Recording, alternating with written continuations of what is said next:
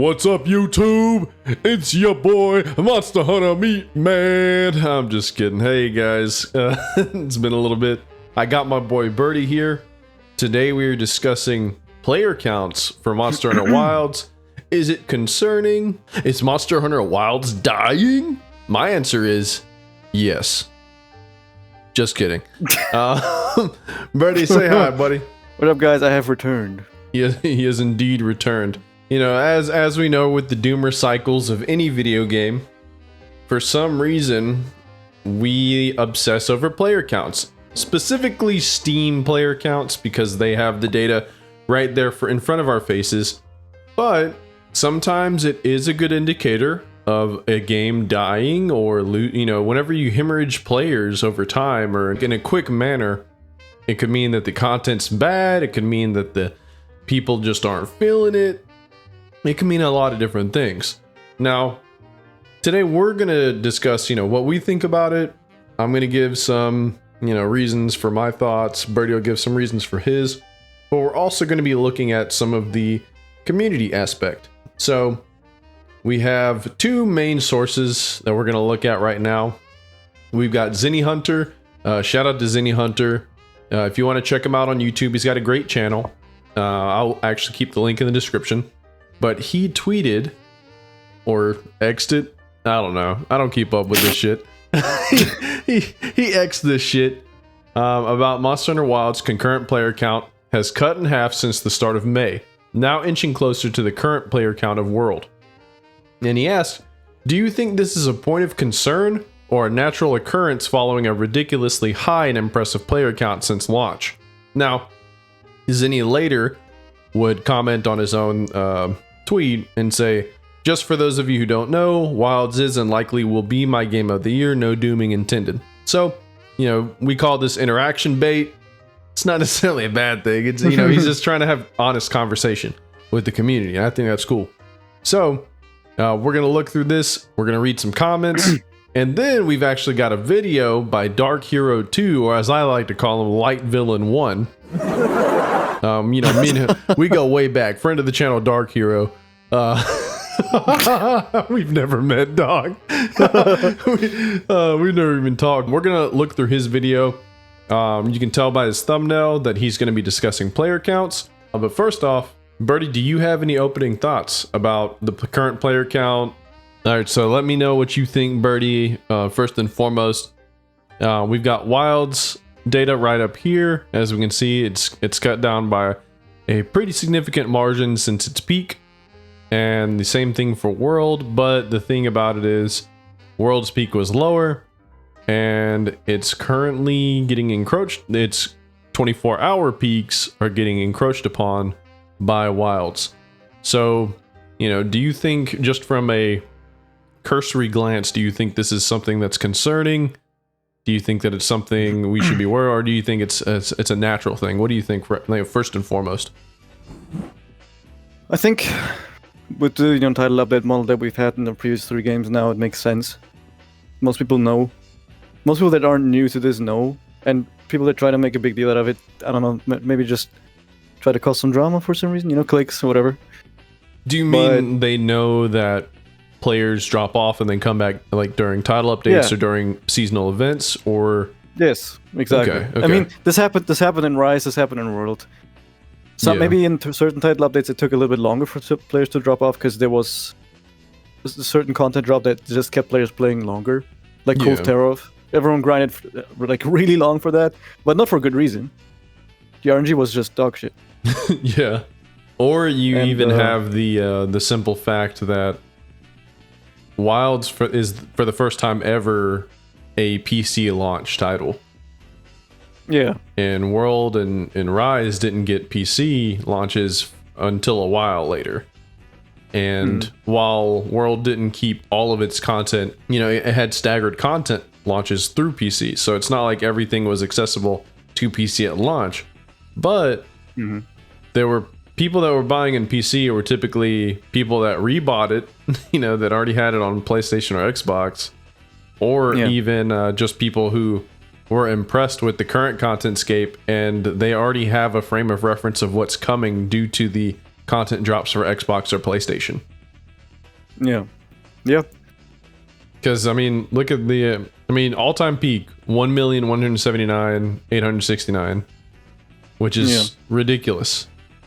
All-time peak for world, 329,333, which isn't bad, but it's dwarfed. It's so much smaller. Yeah, I mean, almost quadrupled. Yeah. So it's natural that, you know, not only was there a smaller base of people that were playing World at a singular time, but also, I guess we can kind of, I guess, dip into it a little bit. So, like, my initial thoughts, we saw from some of my research I did in a previous, you know, video that's way too long.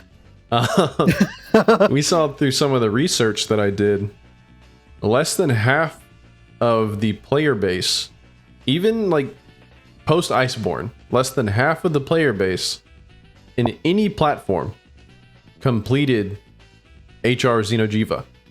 Less than half the player base even beat the base game story. So it's retention is not something that Monster Hunter has done exceptionally, you know, perfect throughout the course of any of these games. But if World is considered not just a great success, but it's the gold standard, you know, people are like going back to play, or people are expecting to compare Wilds to, I think people need to remember that, you know, that literally half of the player base didn't even finish the story. And in an even smaller portion of that are coming back to even play World, you know, in between different title updates. It's not uncommon to play other games. And if you are a new fan of the Monster Hunter series and you played Wilds, it's not a surprise that you're going to go back and play World or Rise or GU or something. I mean, exactly. What were we doing in between title updates for Rise? Or in my case for World, you know, I was playing other games during these time periods. It's not something new. Yeah, me too. Yeah, so it's like, it's funny because people can use this as a metric for concern, or, you know, just say that's part of the ebb and flow. And we'll look through these comments and see what like the general feeling is, because there's definite doomers, but I think that as usual, with a lot of like good discussion that's been occurring recently, and some people, like, there was like a positive wave of criticism, and then there was a negative wave, and now I think we're in the more even keel realistic wave, you know. I think people at this point have had the discussions and the debates on a multitude of things, and while, you know, everyone still can agree to disagree, or there may be some extreme opinions on one side or the other, I think that there's much more room for level-headed takes in the Monster Hunter community right now. Probably more than there has been for years, if we're being honest. You know, we're seeing pushback on toxic positivity and toxic negativity. So like it's kind of fun right now to be part of the Monster Hunter community. Not necessarily in the discourse of everything, but it's fun to see like people having matured opinions as we new gen fans have become more experienced in the series, you know? Yeah. Oh shit, who's this? This meat man guy. I was about to say. Seems kind of this guy seems kind of cool. Let's see if he's cooking. It will depend on retention over time. You know what, actually? Let me give this guy a sexy voice. It will depend on retention over time. World experienced similar loss, no doubt. And we do know for a fact that even after its major sells, not even half of the player base beat HR Xeno. It took 7 months for World to even sell 5 mil copies of Iceborne, making it less impressive than even Rise, which also took 7 months to sell 5 mil DLC copies, with 3 million less buyers than World. And these games rely on strategic sales and marketing to get major buys, but the total people invested ebb and flow depending on the game state with title updates and such, This guy seems like that dude seems pretty cool. We got friend of the channel, Ludi here. It's hard to say since World didn't have player count numbers for when it first launched. Regardless, Wild still has twice the player count. It will jump back up again when Title Update 3 comes out. Yeah, seems pretty par for the course. And he's right, we don't actually have release player numbers because release for World was Xbox and PlayStation. We have another friend of the channel, Hitman here. Monsterhunterworld PC version released with 4 TUs. It was the first mainline MH to release on PC, yet numbers kept falling up to the reveal of IB around April 19th. Wilds not only had 4 times more players, but also had an uptick in numbers on TU1's release. From this perspective, it's good. It looks like I've already hearted this. Another thing that people forget, World was a lot of people's first Monster Hunter, which you naturally also just keep playing more because it's completely new to you.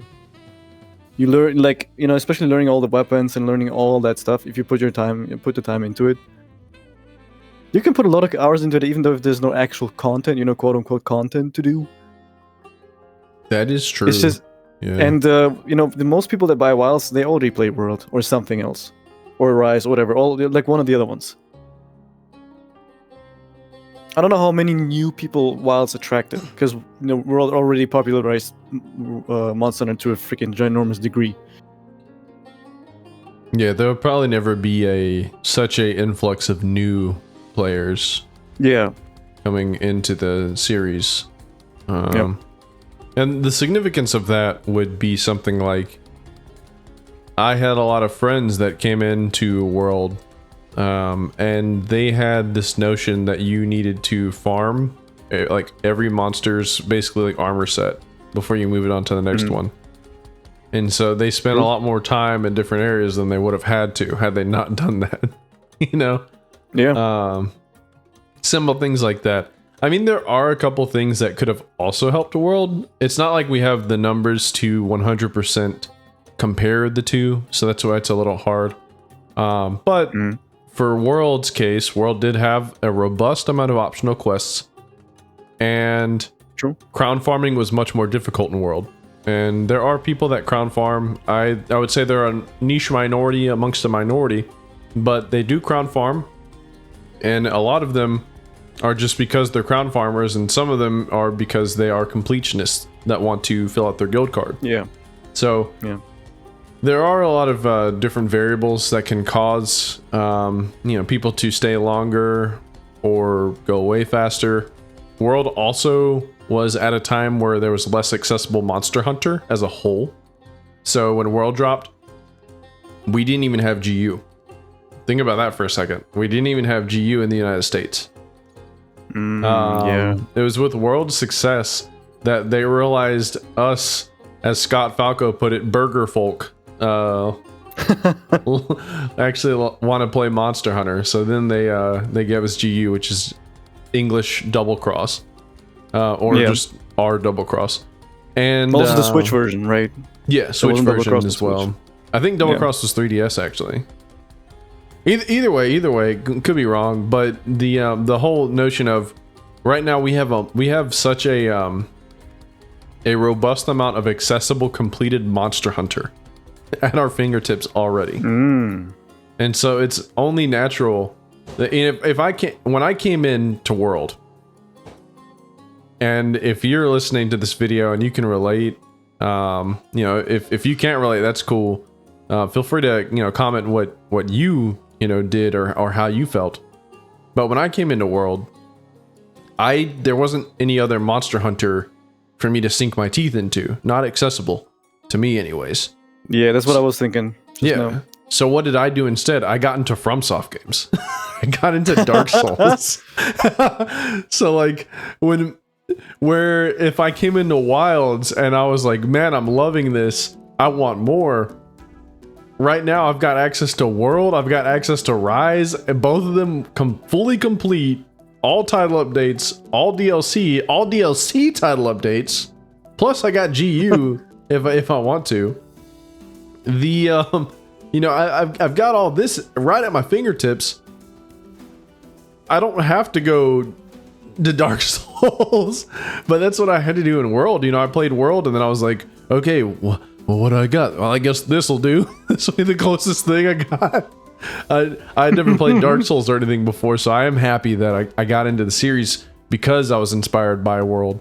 But still, though, like I didn't have more Monster Hunter to sink into. There's so many different variables that come into play with all of this. And, you know, different people can skip title updates and stuff. I know for me, I played every World title update. But for Iceborne, I skipped like 2 title updates. I didn't find out Latreon until Fatalis was announced. I mean, exactly what you were saying already. Like, I played World every title update when it dropped, like on release. I played World a ton. Base game, Iceborne. That's all I have, you know, over 3k hours. But I still played other games. After I, you know, exhausted the content that came with the title updates. Of course, I was also a FromSoft player. I played Souls-likes, I played Souls games. And whatever else was there during the time. And that was the case for every Monster Hunter. Even, I mean, you already mentioned it earlier when we played Rise. We went back sometimes to GU, and I went back sometimes to World to help some other people, maybe. Or, you know, fight Fatalis again, whatever, fight Alatreon again. While waiting for stuff. It's just, this is the natural way. It's been for the past few games. It's just natural gaming. Yeah, I mean, that's the thing. That's with most games that have expected continuous updates. Yeah. And like Elden Ring died out very quickly if you think about it. After everyone went through their first playthrough, most people. Well, like that's from PvPers. Yeah, well, that's the whole problem with like the concept of player count equals death.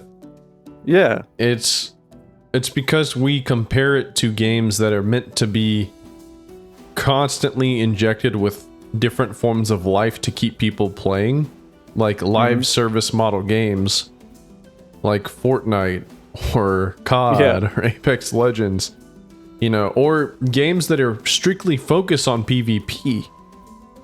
Oh yeah, like League of Legends or Rocket League. At all. You know, like yeah, Monster Hunter is a PvE cooperative experience that has a finite amount of content.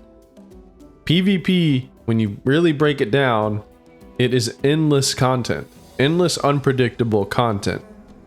So, you know, the 2 different strategies, 2 different things. The whole concept of these games aren't made for you to just play.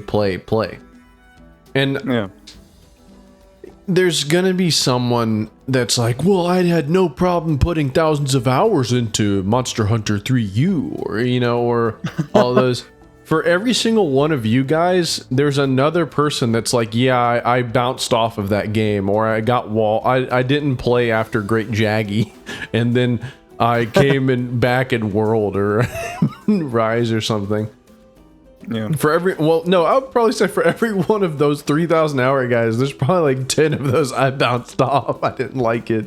That is true, yeah. Yeah, there's so many people. There's so little amounts of people that actually at that time period beat those games, and really, really went hard on it.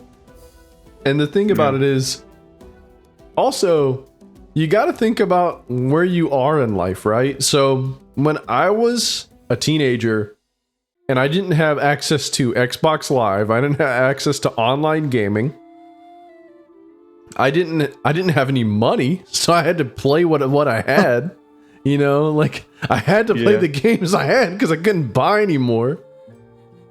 I played all of Skyrim, did all the side content, replayed it after because I didn't have anything else to do. But you couldn't catch me dead playing Skyrim a couple of years later, even when like the Ultimate Edition came out and mods were accessible on console. You couldn't catch me dead playing through that. And Lord knows I tried. I tried to play through Skyrim modded, but I had PvP at that point. I had other games to invest in at that point. I had a financial income pool to buy other games. that I would be interested in. Yeah. And so gone were the days that I would not just be willing to, but that I had the time to just put thousands and thousands and thousands of hours into this game because I'm by myself and I don't have access to other games. And while yes, I did enjoy Skyrim, and I looked back at that time, you know, and I enjoy it. Yeah, I look back at that time with some forms of nostalgia and things like that.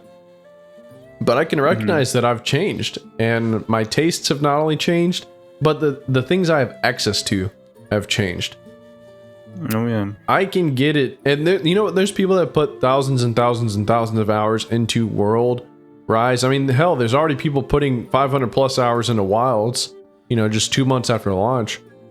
Oh yeah, and you know, people, no matter what you do, you can scratch your head and wonder, oh, why in the world are people doing that? But people are going to put that time into anything they want to. There are people that put that time into Far Cry 3, Assassin's Creed Brotherhood, Dishonored, like single player games, dude. Like people put that time into that. You know, it depends on the person. It depends on the person. And if you might be upset that you don't want to put in that much time, hey, you know, it is what it is. it is what it is. Yeah. You've changed, series changed, it doesn't matter. Fact of the matter is, go find something else to play until you have a reason to come back. Whether that's title updates or whether that's a friend, it doesn't matter. The healthy mindset is you have to occupy your time with what you want to do. And if you don't want to play at Monster Hunter Wilds, I raise back up these player counts. There's plenty of people that are already moving on and playing other games. And that's not necessarily a bad thing, because the same thing happened with every other Monster Hunter. And we're going to have reasons to come back with title updates, the DLC, whatever. And this video is not going to be about the argument of the finished or unfinished game. If you're interested in hearing Birdie and I actually talk about that, check out this other video that we made not too long ago, where we discuss that and we compare it to the other new gen titles. Yeah. But what do you think, Birdie? I would...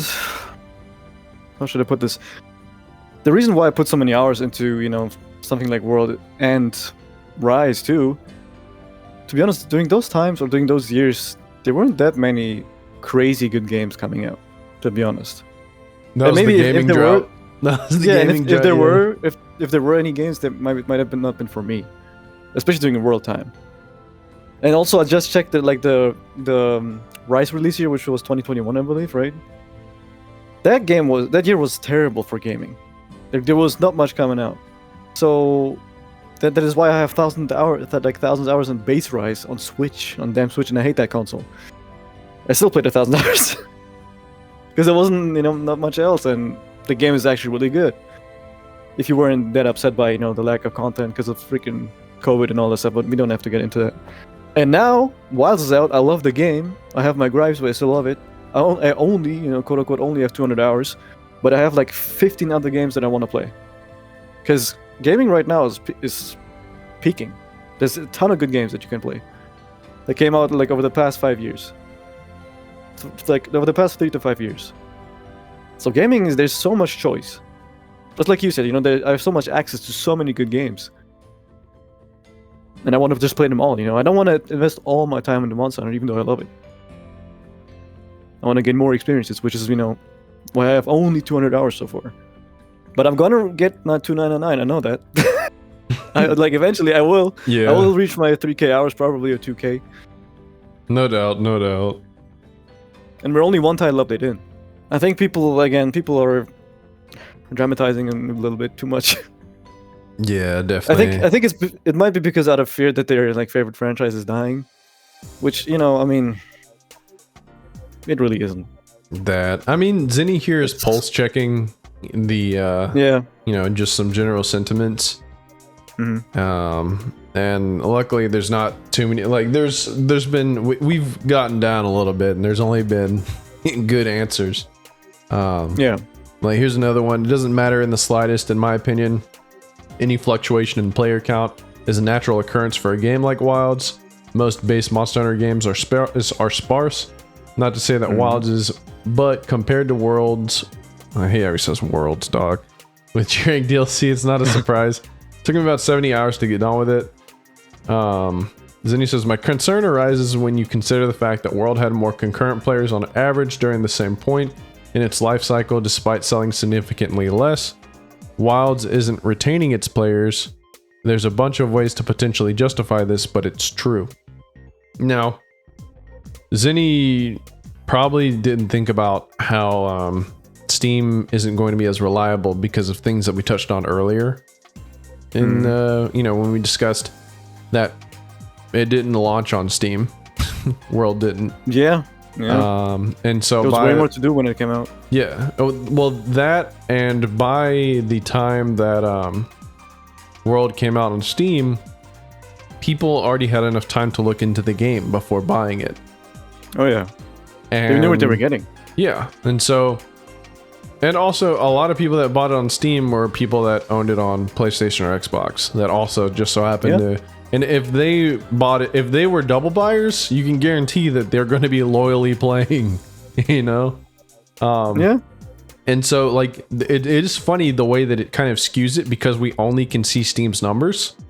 Because honestly, the PC launch probably hurt the numbers on PlayStation and Xbox. Yeah.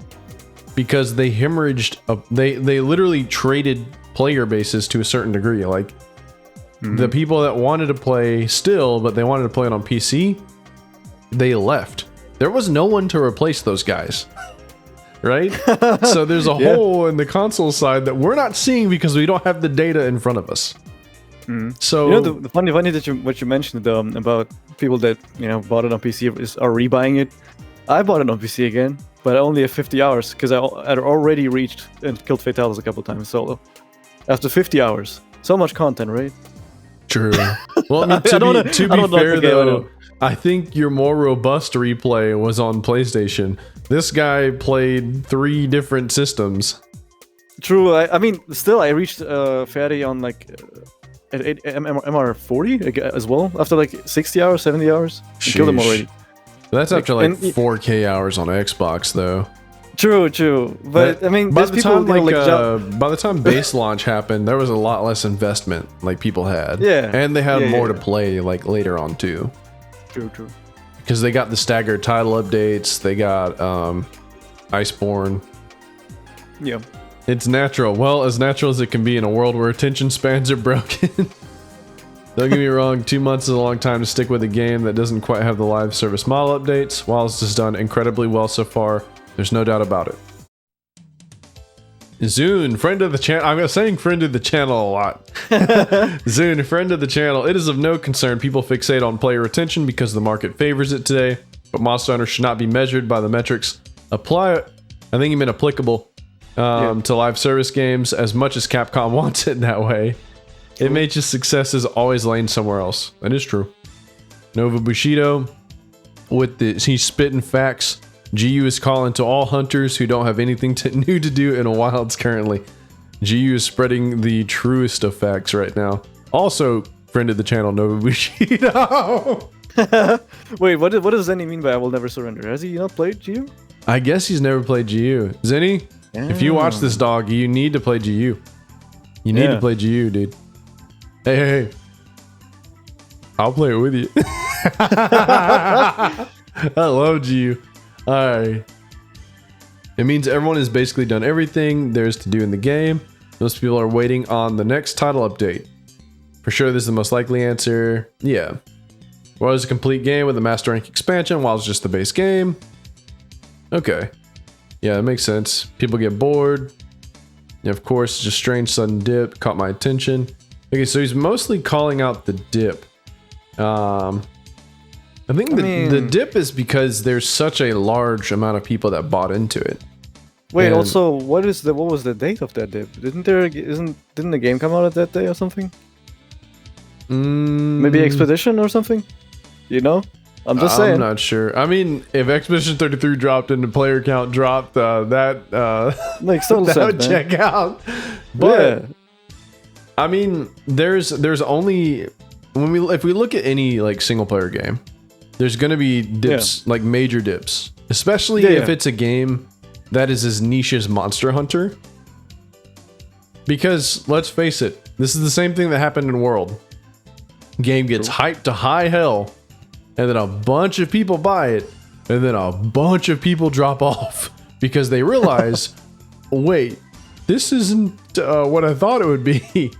You remember the whole like Monster Hunter World discourse in 2018 when the like controversial take of, wait, this is all you do in this game? And then people are like, well, what did you expect from the game that's called Monster Hunter? Yeah, I remember, yeah. Ding dong! Those people never left. They got replaced by new people who bought into the hype and probably didn't want to play the game after. Or, like a lot of people, they see credits roll and they instantly leave. Yeah, those people do exist. Yeah, and the thing is, I think another thing people don't think about is, there are a lot of hardcore gamers out here. Dudes blasting through these games in like a weekend. A lot of good big gamers are going to be beating the story within a week. But then there's a lot of people that they take a little while before they beat the story. Yeah. And by the time they beat the story, that's probably around the same time that there are people that are like, okay, I'm done with end game. I don't want to farm RDN anymore. I've got my decos I want. I'll wait for title updates. So like it depends, dog. There's without real data to compare the other games to, because Wilds, like I said, first actual PC launch. Without that data, it's hard to tell if things actually are bad or not. But from my experience with this community, with these games, things just look normal, Yeah. Just wait until the next season event, the next title update. Player count's gonna rise, it's gonna drop. Same old, same old. Yeah. Pretty much. I mean, people were dooming already even before Title Update 1 dropped. Then Title Update 1 dropped and everyone enjoyed it because it added some, you could say, stuff that should have been there, some of it, but awesome stuff nonetheless. Yeah. There's some other things. It's natural. If anything, I'm happy it's held on so long. Feels pretty natural. Things happen a lot when niche franchise gets the spotlight. Something that World never got until it was late. At the end of the day, Monster Hunter is still very niche and a grind-based game. Both things being something a majority of players don't do past finishing the game. That's interesting. That's 28 minutes ago. This is actually similar to something I said a little bit ago. Yeah. While I do think live service MH absolutely drip feeds content, which results in quicker burnout following launch, I think for any game that's not a AAA competitive title with a brand name, this seems pretty normal. I think the only reason this is happening is not really yet. That doesn't really apply to Monster Hunter, right? Monster Hunter is really AAA with a big title and a big brand. It's not at this point. It's not like It's not like EA. No, of course not. But it's a AAA and with a big budget and all that stuff, right? I mean, it is AAA and it's like but it's not competitive compared to like Call of Duty, FIFA. Yeah, but again, because those like are PvP that kind games of shit. Mainly. Well, right? not even that. It's just it's literally like AAA big brand like shit. Yeah. Like the a lot of people that get those games could be like just dads that want to play a game occasionally and they end up only being able to play like once or twice a week for like an hour or two. Games. Yeah, or like people will buy COD and only play the story. Like still like shit like that. Like there's still that exists in these games. So like it makes sense. It makes sense. Because while Monster Hunter does do a live service light model with the title updates, it's not like it has seasonal rankings that you have to grind for every season, and there's battle passes that incentivize you playing at the cost of FOMO. Like, don't give them any ideas, man. Please, Capcom, if you do that shit, I'm done. Yeah, so there's a lot of different things. We can all agree Wild's Endgame is not it. It's not wrong, but like I said, all Monster Hunter endgames are not good. Especially base game. Yeah. Especially base game. Constant lull period equals people go elsewhere. Yeah. So like as we can see here, like most all of these are just straight up like level-headed takes. Like everyone's like, it's pretty. Wait, hold on. I will be honest. It feels disingenuous to ask that question. No, it's a game that periodically releases content with title updates. But yes, it's natural because it had a big start and is currently more story focused, which is limited, and getting fully built is faster at the moment. I think homie's feeling some type of way, but he's calling him out. I can kind of get where he's coming from, but that's under the assumption that Zinni is trying to inspire a discourse potentially. Yeah. And I feel like that might be what this guy thinks. But I mean, to this guy's at least to defend this guy, it's not uncommon for people to try to start discourse on fucking Twitter, you know? So if this like came across his like feed just randomly, I can see where he might have gotten that. But you know, just reading Zinni's comments and everything, it doesn't appear that he's trying to cause discourse or anything. It just seems like a legitimate discussion. I mean, it's discussion bait, sure, but it's that's social media. You are trying to bait people into discussing things with you. Otherwise, what's the fucking point? You know. So yeah, you know, it is what it is. This was also back-to-back months of potential Game of the Year releases: Expedition 33 and Doom Dark Ages in April and May, so it's to be expected, as well as a little slowdown before updates. Overall, it's still impressiveness that 3 MH games have such large player bases going at the same time, referring to Rise in addition to World and Wilds. That is an interesting aspect, is the player bases are spread apart to a certain degree.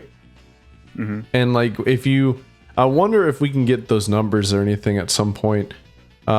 Just how much Monster Hunter is being played right now. There's more Monster Hunter being played than there has been in years concurrently, and it's because while the player base is spread, they're still playing Monster Hunter, which is an interesting concept to think about, you know?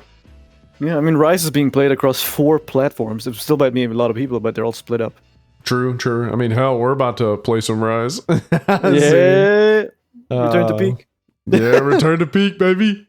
But yeah, I mean, so this gives me a lot of hope. Let's go check out what Dark Hero has to say, and we'll take a quick look at his comment section. I'm going to put the playback speed up, though. I'll do 1.25 just so it doesn't sound too weird. And do 1080p. And let's see.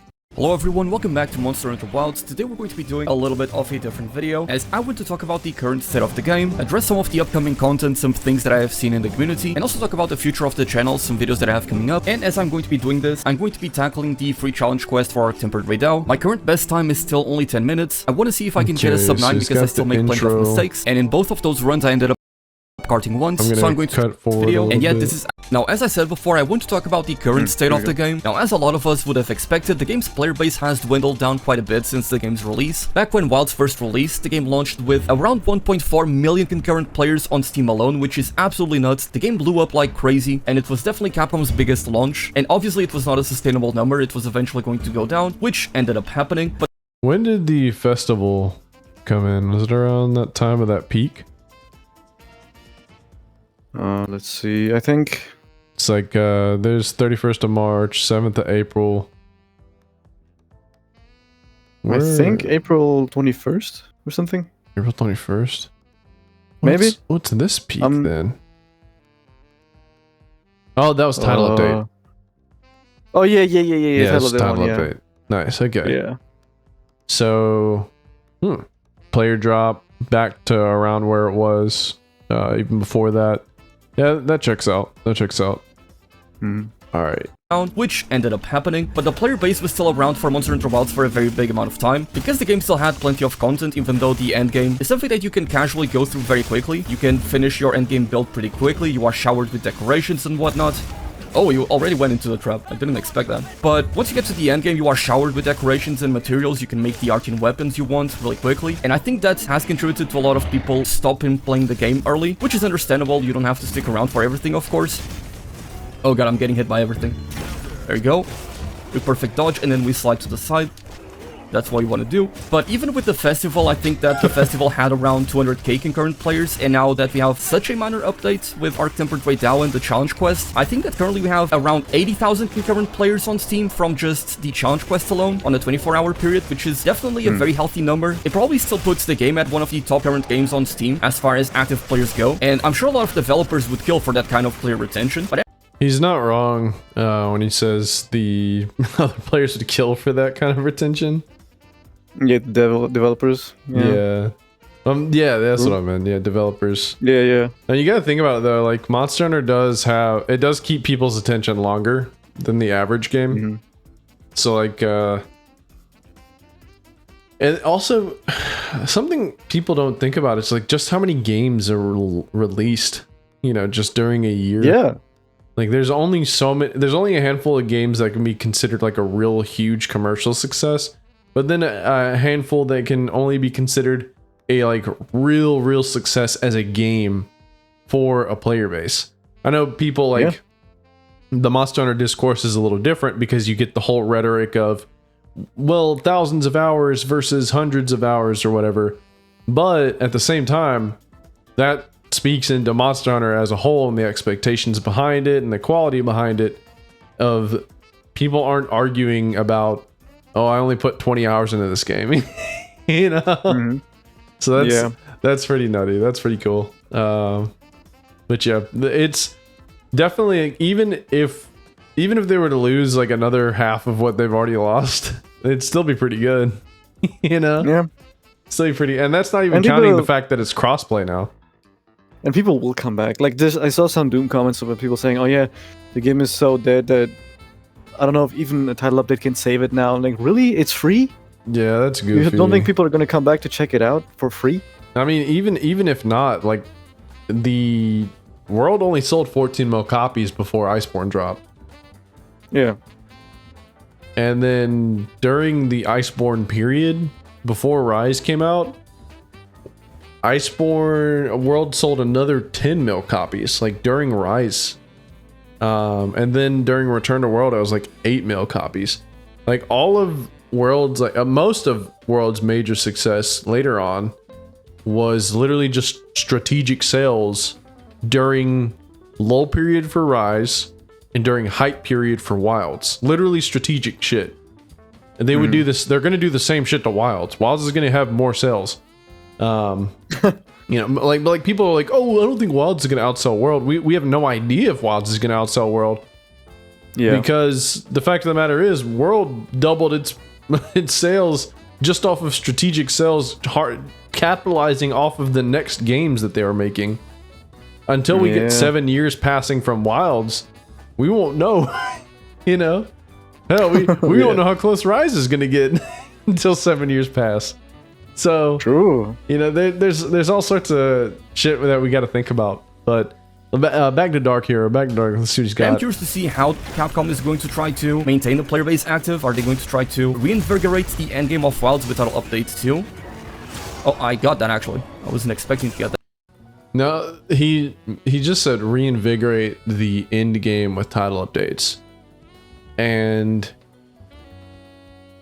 the only time that's really happened is Sunbreak, but that's because they drip fed the end game so much. Yeah. So like, remember they like basically teased us with the anomaly system on launch, but they didn't actually give. Yeah, well, there wasn't even investigations. We just had like 1-star quests. And so we wouldn't actually get the end game of Sunbreak as we know it until the title updates came. I don't see that happening for Wilds. I see it more like World or base Rise, where it's kind of just you have your end game, and then you have your power creep monsters that they add in for you to fight. And yeah, we'll see, right? Mizu wasn't a power creep at all, so we'll see what the theme's gonna be. True, Mizu wasn't necessarily power creep, but Mizu's similar to Devil Joe, and Devil Joe wasn't really power creep except for a couple of weapons being really good, but even though those weapons still weren't the best. Yeah. So we'll just have to see, because Devil Joe and Lunastra, Lunastra weapons were pretty good, actually. No, I think most of them were pretty bad. Some of them were pretty good. Really? I think for like budget prog, if you're working through base world and you still want to play HR, I think it's still recommended IG. One of the recommended IGs is actually Luna's, I think. Maybe the Nurki IG combo thingy, perhaps, or one of them. Yeah, but they were still like pretty bad. I don't even think we got power creep weapons in title updates in World. In World, power creep weapons weren't as prominent, no, because non-elemental Diablos was just so good. Yeah. But that if you didn't have non-elemental boost, though, you know. Oh, right, actually, KT had kind of power creep weapons. A lot of them. For element specifically. For element specifically. But for Raw had a couple of options. Yeah, really strong ones. Mostly, I think the poster child was Glutton, the spread HPG. Glutton, there was a hammer that was busted for like a non-elemental whose hammer, a longsword as well. Yeah, it was the best one for KT. But even then, it wasn't crazy like Iceborne. Yeah, Iceborne really upped the ante by making like armor and weapons. Yeah. But armor in base game was power creep like crazy, but only because of Behemoth. Behemoth destroyed it. Didn't Gamma Teostra also? Oh yeah. Change the game up. Yeah. Yeah. So yeah, there was some power creep in World with like in regards to that. But let's keep going. I don't think either way. I don't think they're gonna do a Sunbreak revitalization of the end game through title updates. I don't think that's happening. Yeah. And boom. I mean, nice. Say that what they're doing with the 8-star Apexes now is kind of, adding some more, or maybe reinvigorating what he said. I think the 8-star Apexes are more like Shaver Jewel for Clutch Claw. Like, for those who come after, Expedition 33 reference, for those who come after, they get to experience a better version of the end game. Yeah. But you for us that have already done it, it doesn't really matter. Like, why... I have no incentive to fight 8-star Tempereds other than just for the hell of it. Because I've already gotten the Ardian weapons I want and most of the decos that I want. So like there's no like major incentive for me to do it. And also that's not going to fix the problem of Archveld spawning on every map. So like true. There's just there's a lot of other problems that aren't going to be remedied with that. Though it will be a good step because it does raise the options for those who come after, and the buffs to the 8-star monsters period and nerfs to the wounds against them will lead to interesting fights if you just want to fight them.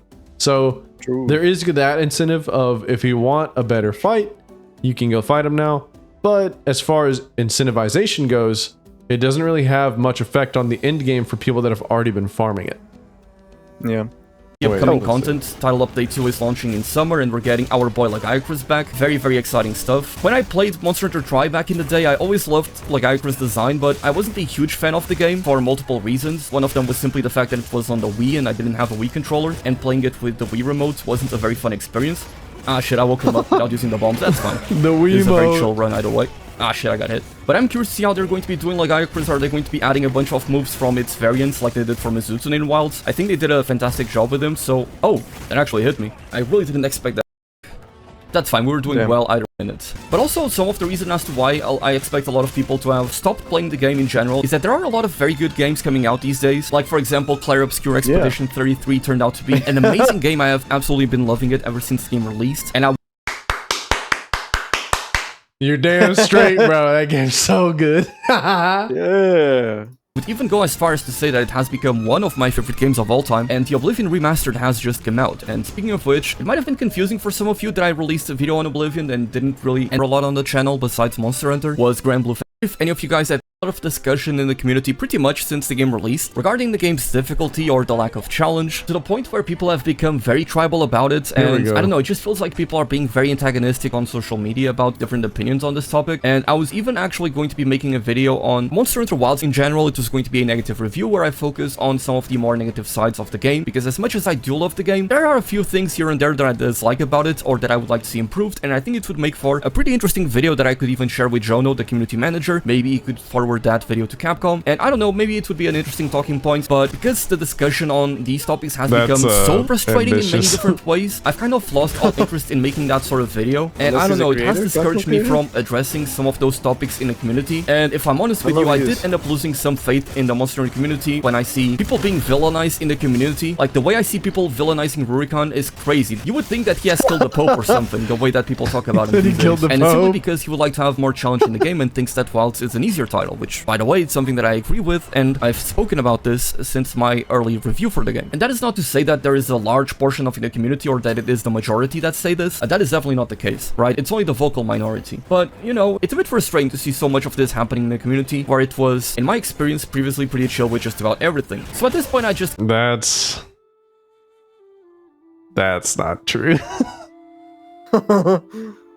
Okay, so funny thing about this, right? There's two different camps that I've seen, right? There's the... Oh, so you're new around here? Monster Hunter Discourse has been around since it first started. Like 3U, 4U, every title has people whining about difficulty or has people like disagreeing and getting into drama. But it's like, it's never been this large scale. Never been this large scale. And it didn't start until Rise. It didn't start until base Rise. Rise was getting shit on. Content creators that had positive things to say about Rise was getting shit on. In fact, famously, even Rurikon, who's, I guess, now getting shitted on for people that think he's dooming, he was getting shitted on for shilling. People still call Gaijin Hunter Shill Hunter because of Monster Hunter Rise. Yeah. So, like, there's... That bullshit's been around. It's been in the Monster Hunter community, and if you've... maybe you turned your blind eye to it, or, you know, it's been around. Yeah. It's been around for a while. It's been around for years. So, losing faith in the Monster Hunter community? Join the club, brother. I'm just kidding. There's plenty of cool people still around. There's plenty of good people. You know, as you said earlier, it's a vocal minority that participates in all of this, or at least the loudest portion. But it has been around since base Rise, mostly since base Rise. World was a pretty good time because the vocal minority existed, but they were drowned out by overwhelming positivity and fun in the community. Since base Rise, though, it's been a common theme for Rise, Sunbreak, now Wilds. All of the pattern is repeating. It's a whole new ballgame going on. It's getting tiring. Oh, it's like, most definitely tiring.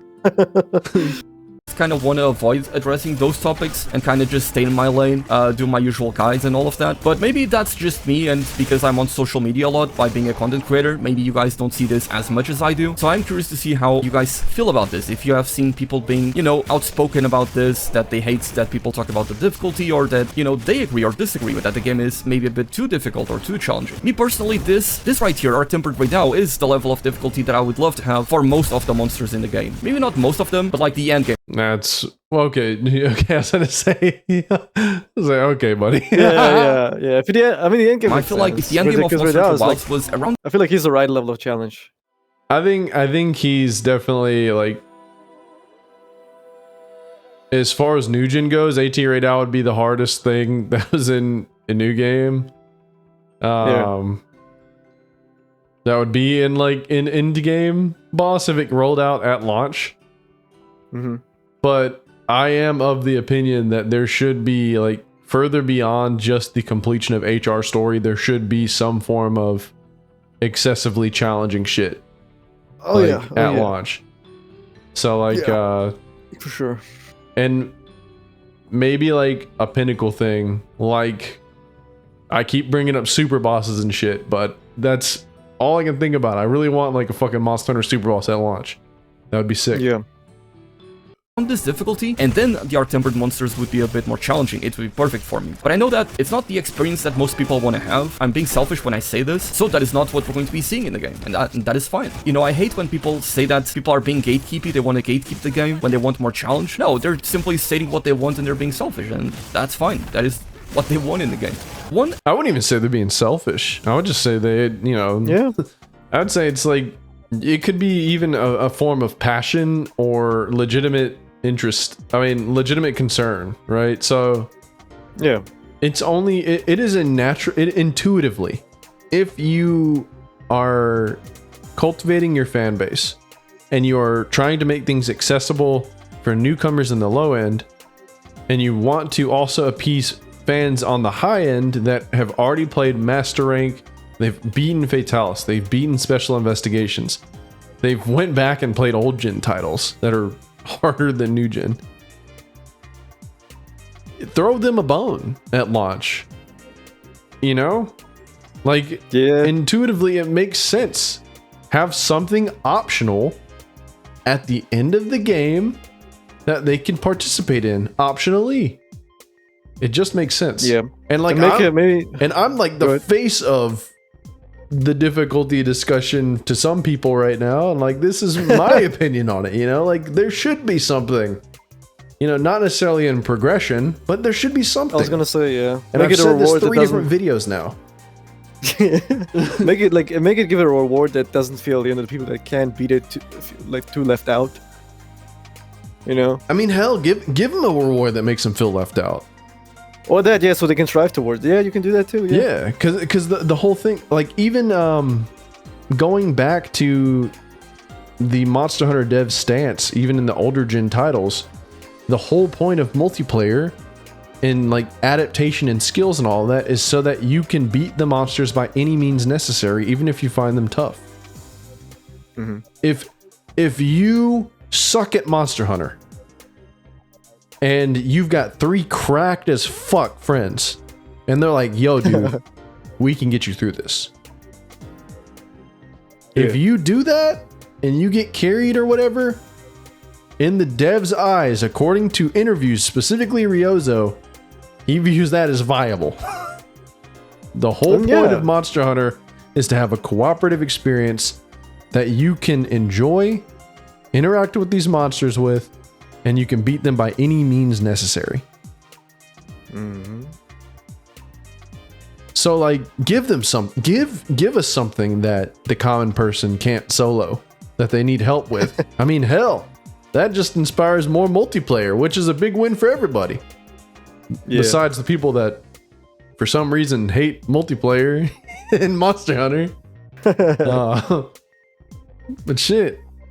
Aspect of that conversation about the game's difficulty that I don't see being brought up a lot is progression in difficulty. So, for example, when people talk about the game's difficulty, they usually refer to Monster Hunter Rise, base game of Monster Hunter World, and how the base game of Monster Hunter tends to be very easy, and only then in the G-Rank expansions do we get actual challenge. And that is true, that is fair. But if I were to compare Monster Hunter to a different series, like for example the Soul series, I think that their approach to difficulty takes into consideration that the player base has become better at the game. Because that is another argument that people use a lot. This is usually pretty easy, and you have become better at the game, so the games are just too easy at this point for you. Nothing is going to be a challenge for you. Well, if you play through the entirety of the Soul series, I feel like the games become increasingly more difficult, whereas, you know, if you play Dark Souls 2 and 3, you can kind of just have a very easy time, but then Elden Ring is a step up in difficulty unless that's...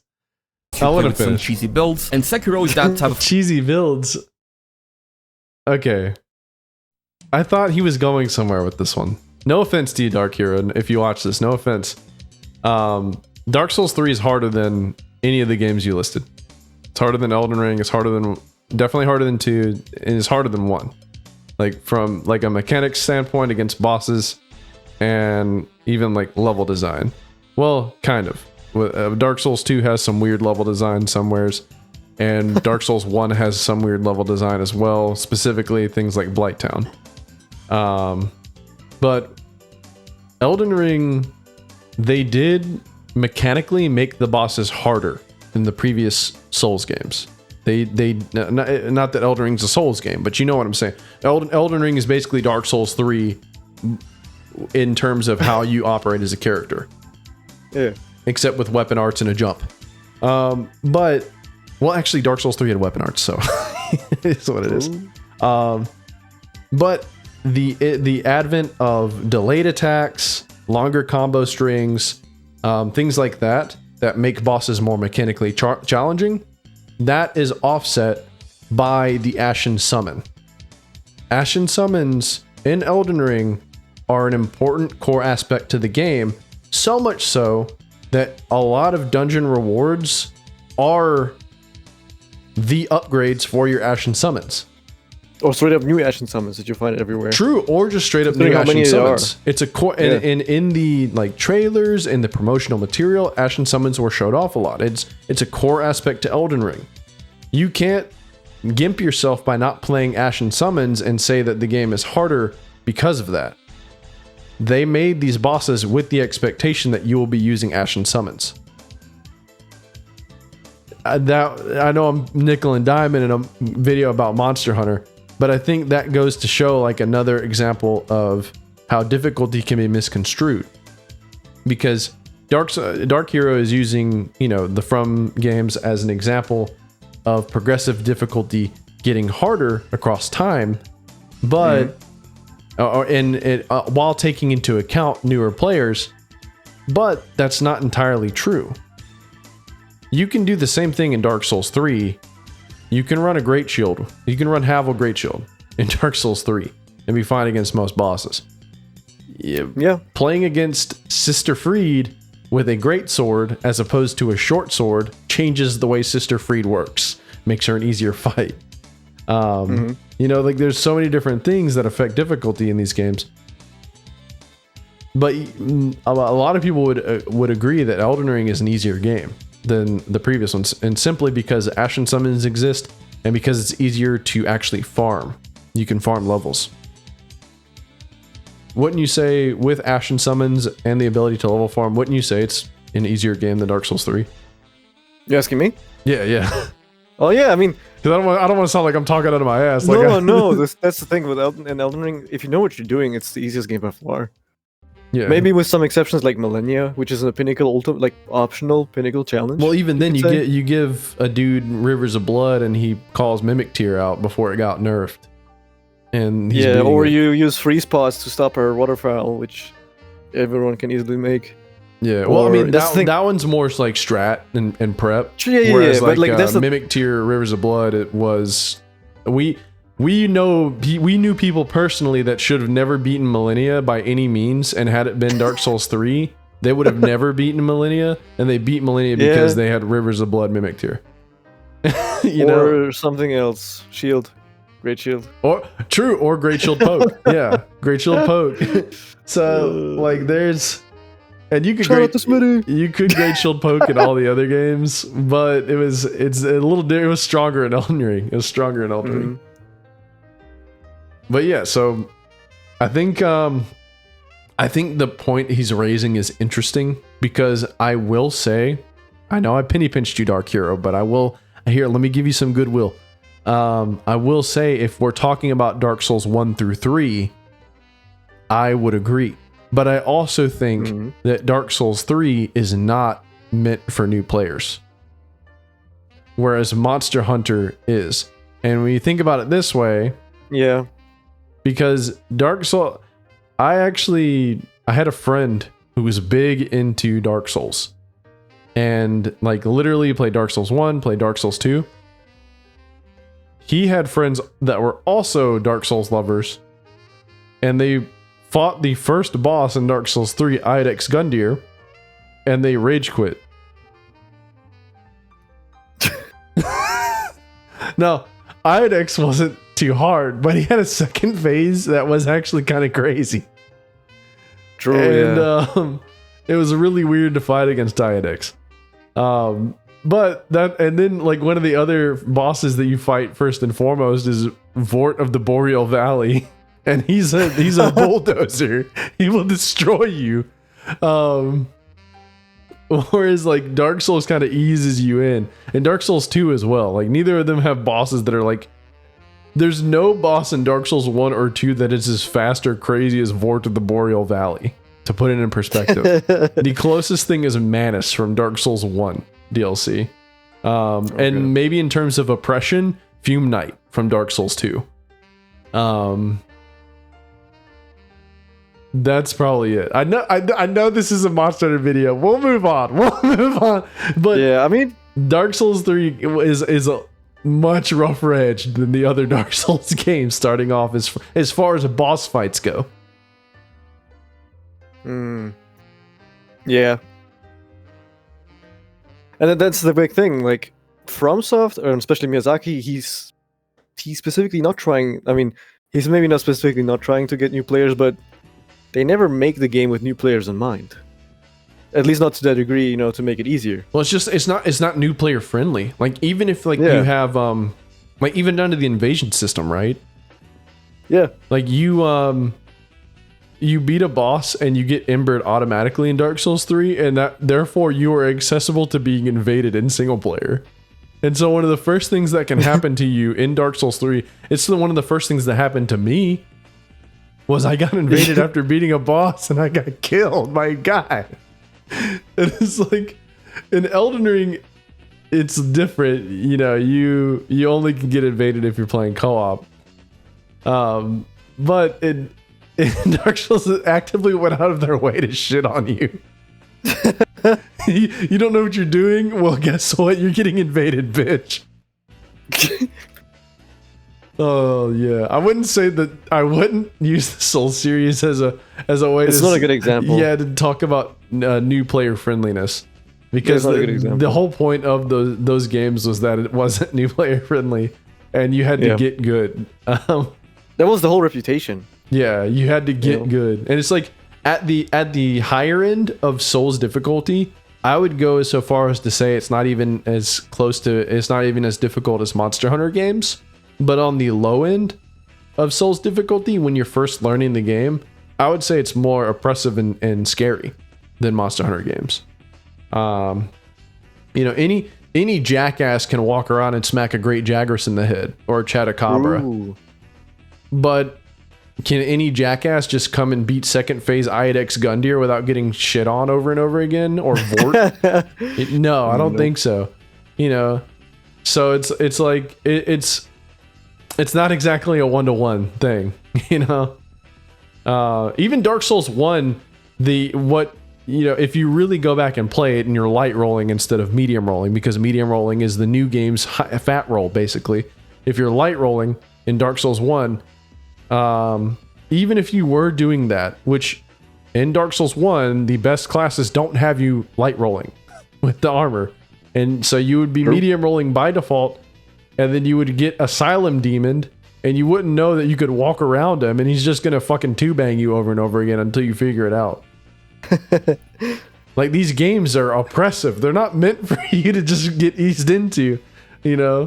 And like Monster Hunter used to be like that, kind of, in old gen. It used to be kind of like that. Well, just think about how, how the whole game works with avoiding attacks and everything, With how important iframes are. Like, if you sheath the weapon and just run around the monster in Monster Hunter in almost every game, even older ones, you can easily avoid all the attacks. Yeah. Try doing that in FromSoft games. Well, like, they shit on you because of tracking. Here's the weird thing, right? Is that FromSoft actually developed a reputation that the games were so oppressive and unfair and gross and nasty that there were people that actively avoided the games. Yeah. Whereas like Monster Hunter wanted to accomplish something different in new gen, where they wanted people to run to the games. So, different design philosophies. I heard him bring up Sekiro. Sekiro is different from the other games, and it's standalone. Sure. It's definitely harder than all the other ones. But kind of. It's harder on the low end when you have to learn them. Yeah, I'd still put Dark Souls 3 above it. You're not first trying most bosses in Sekiro, though. No. But I would say you're also not first trying most bosses in like the later half of Dark Souls 3, maybe. I did. Or DLC? I did. Wait, DLC as well? Yeah. Yeah. Well, you played Monster first. I did play World first, yeah. But Dark Souls 3 was my first From game, and I first tried most bosses. The only bosses I actually struggled with were Sister Freed, Dark Eater Midir, and funny enough, Dragon Slayer armor. But I think Gale only took me like 2 or 3 tries. Well, that's the thing. I would say in Sekiro there's also only like 3 bosses that are a real problem. The rest is okay. Yeah, but I doubt you're first trying most of the roster, though. No, but that's because of the game, how the game is set up, right? So you have to learn the rhythm. Well, that's the whole thing, though. Like you can you can give any dude with a good reaction time a B button in Dark Souls, and he's gonna be able to beat things first try. Sekiro, you have to like actually memorize shit and do that shit. So like, I mean, different kinds of difficulty, kind of difficulty. I do need to play Kazan.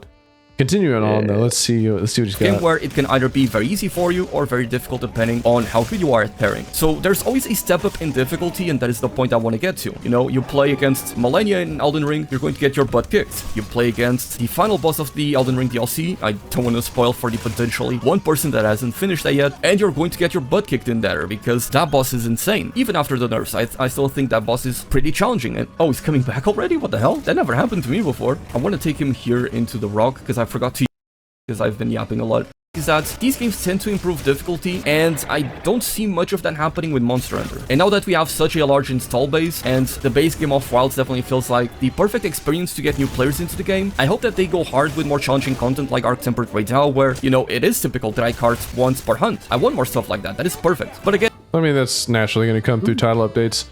I will say this as well, though. Another thing about the FromSoft comparison is that FromSoft doesn't really evolve their game as much as far as like what players can do.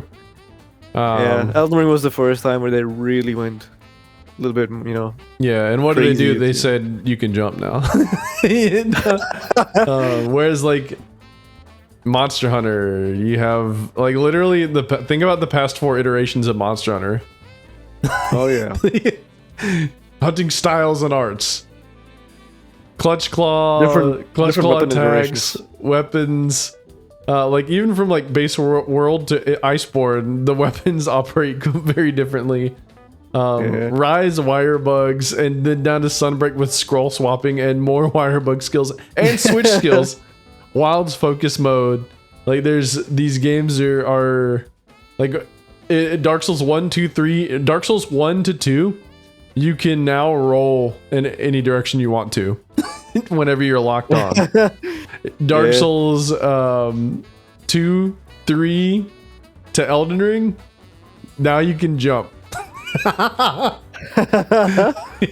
Like not too much differently. You can play Elden Ring like it's Dark Souls 3 and you would still succeed. So like I don't know. It's hard to say because 2 different design philosophies, 2 different like presentation styles. I get where he's coming from, but and I can see why he is using this as an example, because there really isn't another example. There isn't an example that we can draw from to really compare. Like what other game is doing the Monster Hunter style of like boss rush content that's inflated with Skinner box RNG? That isn't reliant on adventure aspects of level oppression and puzzle solving. Like what other game is doing this at this scale? Besides like other Monster Hunter likes, not really. Yeah, and other Monster Hunter likes don't last very long. I mean, God Eater was probably the longest, but there hasn't been a God Eater in forever. What about Dauntless, bro? What about that? Dauntless was just World of It got the CUDA treatment where it got as many updates as it wanted. Again, I also recognize that a lot of people don't really want that kind of difficulty. They want to have a more relaxing experience, and that is totally fine. I just wanted to share some of my experience and talk about this whole discussion that has been all over the community for a good while now, because I have really refrained from talking about this much, other than just mentioning briefly in my review that I felt the game was easy. Regardless, I still have a ton of fun with the game. That is something that I don't want to come across, that I'm not enjoying the game, because I wish it was a little bit harder. I still have a ton of fun with it, but I have a lot more fun when the hunts are this much engaging, and I feel myself improving as I play with them. Oh god. Oh, and now he's asleep. That was a crazy exchange. It's time to play GU Dark Hero. He's gotta be close to dying now. I see the skull. I don't know if he's played G or not. It's time to play GU, Dark. I want to know how you guys feel about all of this. A big uppercut into the head. Oh, big stun as well. Also, by the way, in case you were wondering, yeah, I do have a mod that makes the counter sound effect whenever I perfect block an attack. And there you go. Let's see how quick this was. Probably much longer. He might be done with the community. I like to watch. Yeah, I find these more videos in this style moving forward. When it's fun to record, and it's the type of content that I do not take that. And do wish me luck on my ranked games in Marvel Rivals. With that being said, hey, good luck on your Marvel Rivals ranked games, Dark Hero. Good luck, homie. Fuck that game. Let's look at some comments real quick. I like thank you, praise God and Jesus 528. They can't drip feed us. This is my first Monster Hunter game and I fell in love, but then everything came to a halt. They need to open the floodgates. See, that is the hard thing right now is with their current monetization and content model. We have all these other games to compare it to, and it's not even just like comparing it in like, oh, this game is bad because this other one, but just give us more, you know. Like, we want more now. Yeah. Okay. It looks like most people are still yeah, it looks like most of the people are still like, you know, they either have their normal misgivings or shortcomings and criticisms, but most takes seem to be like level-headed and shit. Oh, look at that comment in the middle right there. Which one? Above. Yeah, that one. Ardian weapons should not have released, and weapon, armor, talisman should all have been harder to get. This game is about the grind, and said grind needs to be stretched out. Grind is hard, right? So the you put too much grind and people want to shit on it, like Sunbreak. I was gonna say, people. I wonder what people would think about that statement. Yeah. Hey, bacon bits. You go play Sunbreak. You'll find a grind out. You'll find a grind in Sunbreak. You might like it. I mean, hell, play it anyways. It's peak. Speaking of peak, there's going to be some Rise Sunbreak content coming to the channel as according to this poll that I have. And don't worry, I will be doing GU and 4U as well. It's just going to be the Rise stuff first.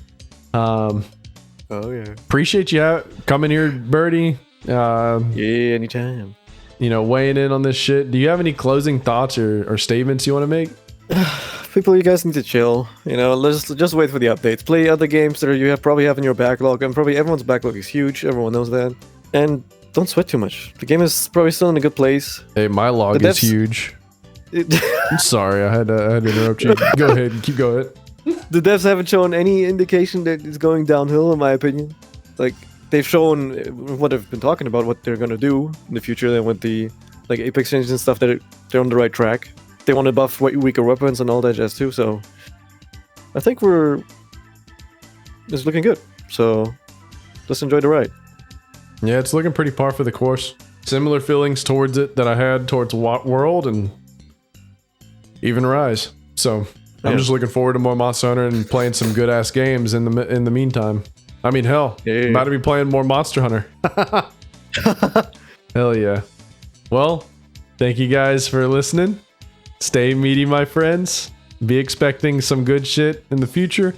I recently collabed with Monster Hunter, friend of the channel Monster Hunter, with some GU content.